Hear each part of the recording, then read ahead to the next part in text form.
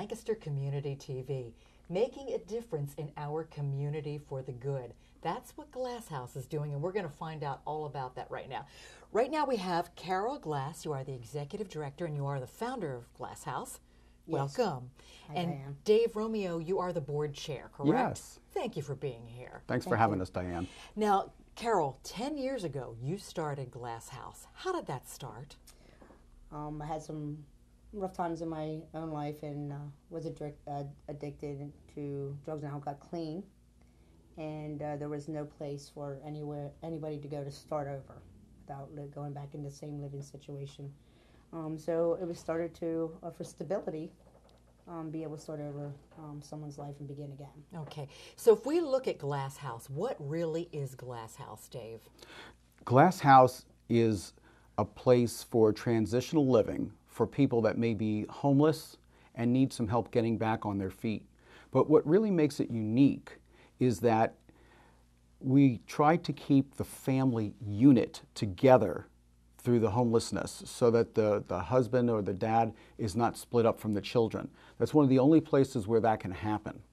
Okay, and I think the big key is what you were talking about too, Carol. It's providing stability, because isn't the stability the key to getting back and to becoming functioning in the community in a way that's empowering? That's Isn't that correct. key? Yes, it is. Yeah, we don't want to have people that are just living on subsistence to get by. We're trying to help them reestablish themselves and re-enter the workforce and get back and be part of the community. Yeah, and I think each year, if I remember correctly, you serve about 12 to 15 families, is that right? Which may be like 45 to 65 people a That's year, correct. is that right? Mm-hmm. You have a story, you have a family of 12 right now you're helping, is that correct? That's right. Tell me more about that. It's a family that's been fallen into some issues over the last year. Father lost their job, and only the mother is working right now. And they lost their place of living, and they had nowhere to go. And a pastor called me and asked me if there was a way that we would be able to keep the family together and if we had room to do that. So we do have them in 2 different rooms. Right now, the father is going through CareerLink, and he's networking with them and working with them to better his employment. Right. It is a process literally in putting all of the pieces together, which I know is something that you really talk about. And what I love about this saying is that the way you have it spelled, peace, P-E-A-C-E, because it has to do with that soul and that spirit and that peace internally. I think you and I were talking about that, Carol, right? That's correct. I think that's the most important thing. In order for someone to bring their life back together, they have to feel that they're able to be stable and have security in a safe place, and being able to find that peace within them, that's okay where they're at, and being able to have a fresh start.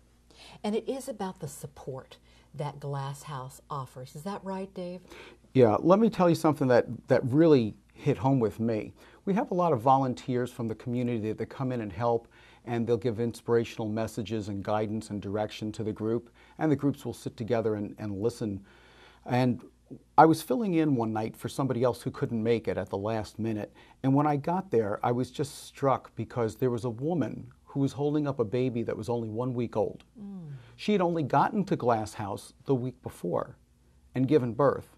So if she had not found Glass House before that, she wouldn't have had any place to stay, and that baby would have been taken away from her. Wow. What a difference you are making in the community for good. Right. We have, ever since the last 10 years, we've had, there's been about 14 women who have been able to keep their children because of being there. We have the hospitals that will call us if they have a woman who's pregnant and they don't have an address. If not, their baby's taken from there, and the hospitals legally have to do that. So they call us to see if we have an opening for them, and there's probably at least 4 or 5 of them that the general and regional has helped them keep their children. That's excellent. Yeah. What we're talking about here, piecing lives back together, and whether it's due to, as it says on your website, whether it's homelessness, economic situations, domestic violence, adult and child abuse, or any kind of addiction. So it really is all-encompassing, right? Right. People don't know why they're going to become homeless or when they're going to become homeless, but when they are, they're in trouble. They don't really know what to do. If you think about it, it's almost like running an emergency room, because the people that are going to need you the most do not expect to be there. And that's why when Carol told me what she was doing, I was just so inspired that she would put so much of her own money and time and energy into creating a place for other people who were stuck in this situation. How long have you been involved with this, Dave? It's been about 4 or 5 years now that I've known about it. It does make a difference in our community. I so strongly believe that when we help one person in our community, we really help our community as a whole. That's correct. And we know that too, just from the numbers, the cost of somebody being on government subsidy compared to Glass House, we could take care of them for about a third of the cost. Wow. And we're not just leaving them there in perpetuity. We're taking steps to help them re-enter the community as a positive contributor. Yeah, we talk about the life skills, because implementing and learning life skills. And sometimes, we really need to cultivate that, because they might not be there and we just need to get focused. Is that right? That's correct. There is, you'd be surprised how many people come in that do not know some basic life skills. Such as what? What were we talking about? I'll give you, for instance, this is probably a few years back. A woman came in and the floor wasn't washed. She said she washed it and she really didn't know how to put the Swiffer part on it, and she was doing it with the rubber, and she really was cleaning it, but they just didn't know, they know certain steps to certain things. Some it's cooking, a lot of it's communication, the life skills of communication, period. You got a lot of people with it that come in. We have some kind of mental, that most people wouldn't see, but they have the anxiety or something like that, and how teaching them how to go in and actually going out in stores with them and teaching them how to handle and be with them as they're struggling, no one else knows, but that literally have them go ahead and get this way, communicate with the people at the store and be able to buy their groceries or supplies that we find every day so easily to do, where it's not. I have a gentleman right now, we went into Lowe's the other day and to get paint and stuff, and it was the first time, and we were there probably about into the first 5 minutes, and he looked at me and I said, "Are you all right?" And he goes, "I'm doing really good, Miss Carol." Aww. But I mean, we went again, and now we have another plan to go tomorrow, but he's doing and you'd be surprised how much terrifying it is to some people sometimes, and him just doing this, I can see the changes of him in the last few months. It's awesome to watch. It's feeling comfortable in some of these everyday life situations that helps build self-esteem, which is that foundation to independence, right? Yes. One of the things that I concentrate on when I go over there and address the group is goal setting, to help people just get a sense that they can accomplish things that maybe they haven't already done before. I mean, almost anybody in the last 5 years has experienced difficulty finding a job. But for somebody that may have an addiction or may have, in some cases, 11 other mouths to feed besides their own, there's a lot of concern about how are they going to get a job, how are they going to hold a job, how are they going to fill out a job application, be responsible, be accountable, show up for work, and be able to give their best. And by showing that you believe in people and giving them some basic tools to hold a job, you're teaching them how to become self-sufficient. And again, that goes to their self-esteem and their confidence. Sure does. It's really about the way you think. Right. Lots of times when people come in, don't know where they want to go, and like we do IT plans or their individual or family treatment plans. And what they do, they start filling out what is their first primary, but what is it? Some it's clean and stay sober, some it's to find a home, some it's to find a job. What they don't realize, they'll put a couple points down, but there might be 4 or 5 steps in between that you have to do the networking that they're not aware of. And that's where I come in and help them say, okay, if you want to get here, you got to do X, Y, and Z to get here. And, well, how do they do that? And we give them the avenues to do it. We don't do it for them, but we give them the avenues to do it. And so they can be accountable of their own recovery. It's not us who are Glass House who is writing the recovery, but they're writing it, and they're literally doing it themselves. Well, you were talking about, the individual treatment plans. There's also family treatment plans, too, right? Yep. And tell me more about that. On the family treatment plan, there is more different things that they have to accomplish. You know, the father's looking for a job, the mother's already working. You got 4 or 5 of them that are in in grade school. So what are you going to do with the daycare? How are you going to go out and look for certain things? What steps should they take? With the family treatment plan, it's not one doing, it's a unit that's coming together and trying. So lots of times in the big families we see this. Each one will have their thing that they do for that family. So if something comes in and we'll give that to so-and-so because that's what they do in the family. Or, important papers that the father doesn't, the one daughter takes care of them, so when mom gets home, that they get the information that they need. Okay.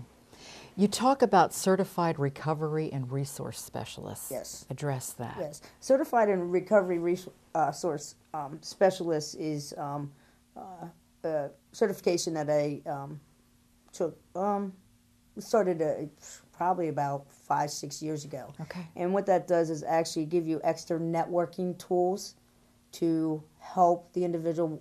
And what I see in it also, when I say resource and networking, because in recovery, in addiction, you have different networking that you do in resources. In homelessness, you have a lot of the same network and resources, but might be different counseling service and different that. So it's where to go in the community and how to give them the right process to start off with. I think it's really important to note, too, that you really do network with other organizations within the county to help these individuals, correct, Dave? We've been very fortunate that as we've been getting the word out about Glass House, I think it's been one of the best kept secrets in Lancaster County. But as other organizations are finding out about it, we've really been receiving an outpouring of support, especially when they realize that this is about the only place for a family that's homeless to be able to stay together as a unit. I mean, who wouldn't want to be associated in helping somebody like that? Yeah. And there's a way we all can help too. Let's talk about this second annual gala that's coming up. Now, what's the date? It's Friday, May 16th, correct? That's correct. All right. Where is this? What's going on? Give me the lowdown. It's going to be at the Lidditz Area Mennonite School, just where we held it last year, up in Lidditz. And we had a great turnout last year. We're hoping to even break the record from last year. This year, we're a little bit more organized. We've gotten some corporate sponsors that have been nice enough to help us, lend a hand, get us off the ground. We're going to have barbecue, and the tickets are only $10. So we wanted to keep the ticket prices low because we know that a lot of people are really coming there to give to Glass House. So we wanted them to come. There's going to be a live auction. There's going to be a silent auction. We've got 2 front row seats for the Fulton Theater's production of Les Miserables coming up in June. I've donated my own 1970s vintage electrified acoustic guitar and amplifier. Wow. Hopefully somebody will want to Get take some that. musicians. You could play a stadium there. We're going to have some sports memorabilia. We've got some nice items from Coach, map bag and purse. And we tried to cover the full gamut of things that people might enjoy picking up in a way to support our cause. That's excellent. Anything else you want to add to the event, Carol? Nope, I just would like we had a real blast last year, and I really do expect us to have a real good blast tonight. We want people to come out and buy tickets. It's a fun time, and it's, for